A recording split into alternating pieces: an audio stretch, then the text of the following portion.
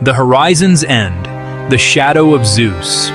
The air in Macedonia was never still.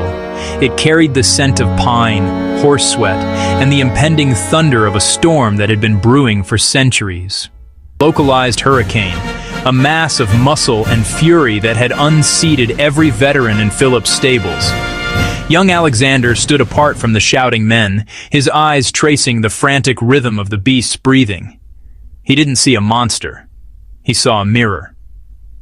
"He fears the darkness at his feet," Alexander whispered, stepping into the dust. He seized the bridle and turned the stallion's head toward the sun. The horse froze. The long, terrifying shadow that had chased it across the paddock vanished beneath its belly. In that moment of solar clarity, Alexander realized his own truth. To conquer the world, one must first master the light that casts the shadow of ambition. 2. The Gordian Knot. In the humid air of Phrygia, the wagon of Midas sat as a silent challenge. The knot was a chaotic nest of cornel bark. No beginning, no end. A puzzle designed to exhaust the patient. The generals watched, their breath hitching as Alexander traced the fibers with a calloused thumb.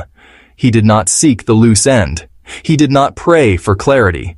With a metallic shing that echoed like a bell through the temple, his sword cleared its scabbard. A single, vertical strike bisected the ancient fiber.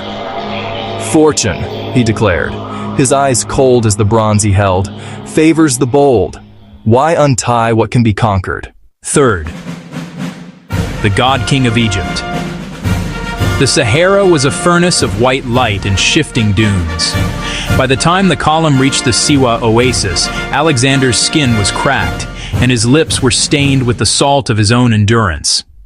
Inside the cool, shadowed sanctum of the Oracle of Ammon, the silence was absolute. When he emerged, he was no longer merely the king of Macedon. The priest's greeting, son of Ammon, had settled into his bones like a chill that the desert sun could not warm. His humanity began to peel away, replaced by the terrifying weight of divinity. He looked toward the east, no longer seeing land to be governed, but a realm to be possessed. 4. The clash at Gaugamela. The plain of Gaugamela was a sea of dust and iron. Darius III sat atop his golden chariot, flanked by scythed wheels designed to reap men like wheat.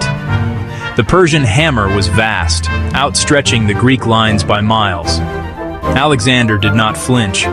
He led the companion cavalry in a wedge, a silver scalpel aimed at the very heart of the Persian formation. The charge, through the blinding grit, the Macedonian sarissas leveled. The sound was a rhythmic, terrifying pulse. Alexander saw the gap, the tiny fracture in the Persian line, and drove into it. The hammer shattered. As Darius turned to flee, the dust settled on a new world order, written in the blood of the King of Kings.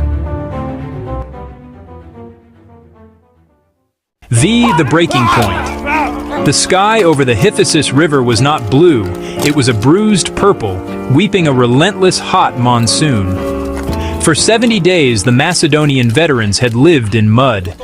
Their armor was rusted, their spirits dissolved by the 11,000 miles of earth they had claimed for a man who seemed to have forgotten the meaning of home. The mutiny was not a roar, it was a sob. When Alexander called for one more march toward the outer ocean, the silence of his men was louder than any battle cry.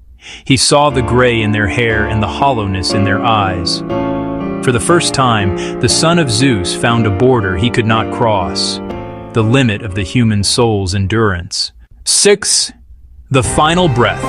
Babylon was a city of hanging gardens and heavy, stagnant heat. In the royal palace, the air tasted of Persian incense and the metallic tang of impending death. At 32, the fever burned brighter than any sun Alexander had followed. His generals gathered like vultures around his bed, their shadows dancing on the limestone walls.